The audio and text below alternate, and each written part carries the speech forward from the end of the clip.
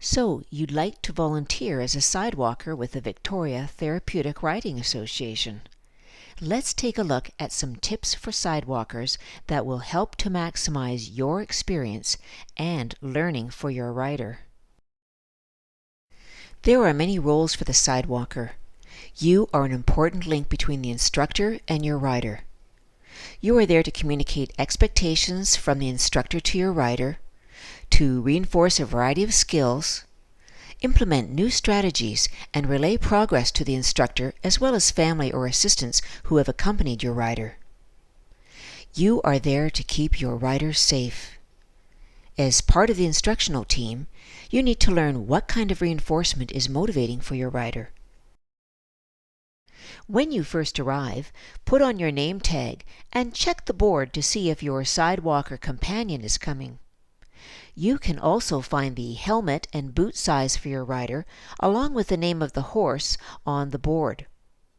If the expectation is realistic, encourage your rider to find his or her own helmet and boots, as the sizes are all labeled.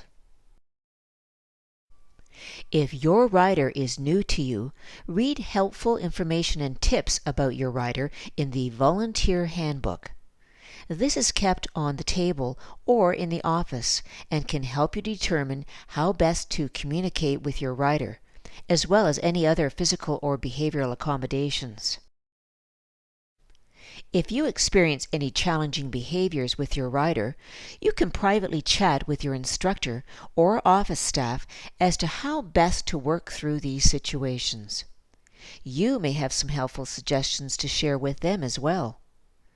Family and support or school staff accompanying the rider may also have some suggestions as to what has worked well in the past. Remember, you have a team to support you. Many of our riders may communicate in alternative ways. You can encourage your nonverbal riders to communicate by posing choices for them using objects, asking them to indicate walk on or whoa, and encouraging greetings and farewells to yourself, the horse team, instructor, and also the horse. Some riders may be using simple signs, which you can become familiar with over time with a little effort. If your rider is nonverbal, but capable of making some sounds, you can check with staff or family to learn which word approximations would be possible for you to model and encourage with your rider. Here's an example. Ma. Once you learn a few of your rider's key signs needed for the riding experience, it is important to model these for the rider as you are verbally cueing the rider throughout the lesson. Here we have a couple of examples where the sidewalker is reminding the rider that we have to wait before we can move on. In the other situation, the sidewalker is modeling the sign for stop, to encourage the rider to use this gesture to indicate whoa. Applying the rider's sign language and communication within a fun and functional activity is a very powerful motivator and learning tool. For some riders with more significant cognitive challenges, it is helpful to keep your instructions and prompts simple, short, and also consistent. Use the same phrases for prompts so that your rider comes to know these. Sometimes it is helpful to give your rider time to prepare to respond by counting 1, 2, 3, as we can see in this next demonstration. Okay, Kim. Kim. You can walk on. Ready? 1, 2, 3. Walk on. There you go. There are many skills that your rider can practice in the ring under the direction of the instructor. Some of these include remembering to use riding hands, steering, balancing, riding two-point, and many more. For some of our riders, we need to modify the expectation for the skill, such as pointing in the direction the horse should go, for a beginning step to steering, if the rider cannot initially coordinate the use of the reins into this activity. Here is an example of a sidewalker modeling a voice approximation to her rider for walk on. No, Nolan? No. Say walk on. Walk. Wah! Your instructor will advise you as to what kind of hold to use at various times with your rider. You may start off with a thigh hold and then move to a toe hold or a heel hold, given the type of riding your rider is doing, and also the ability of your rider.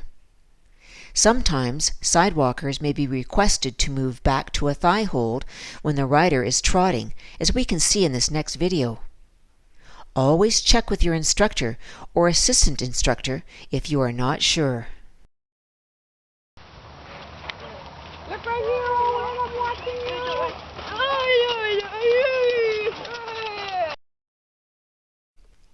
As you get to know your rider and skills improve, it is good to move to less invasive prompts.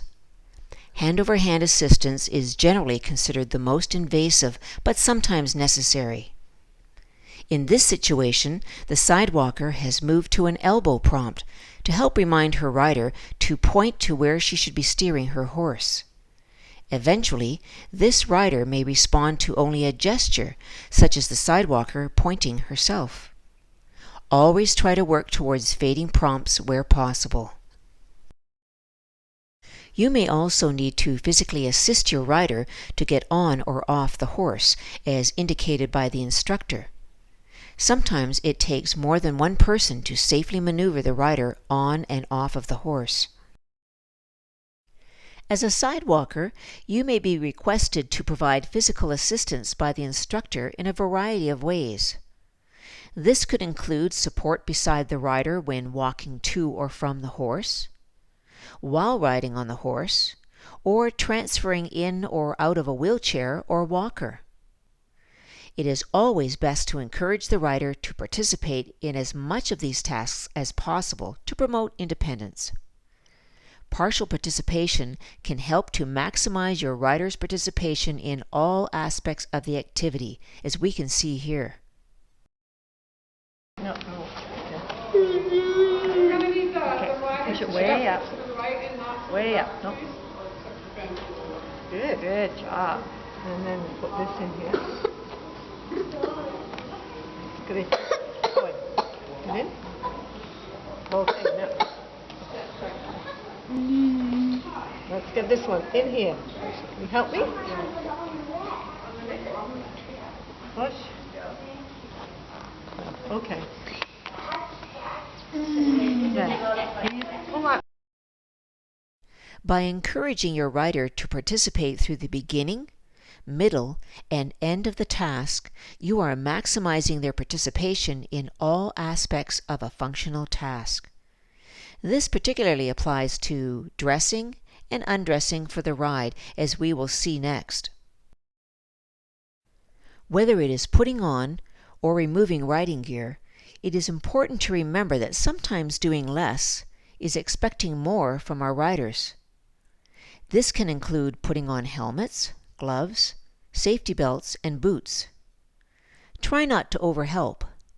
Instead, guide your rider through the steps that are needed to prepare for the horse ride and to put all equipment away.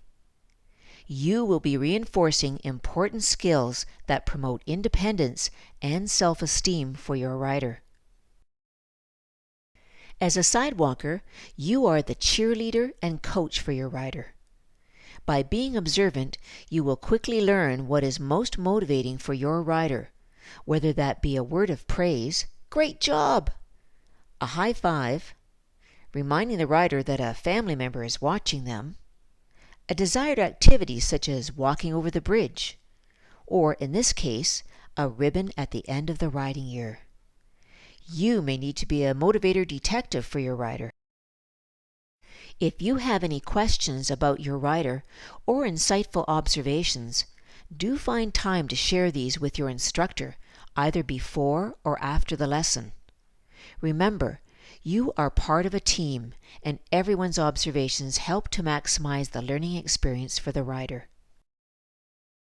The Victoria Therapeutic Riding Association relies heavily on their volunteers to run this therapeutic riding program. If you have any questions as a sidewalker, feel free to contact the VTRA staff. You are an important member of the riding team.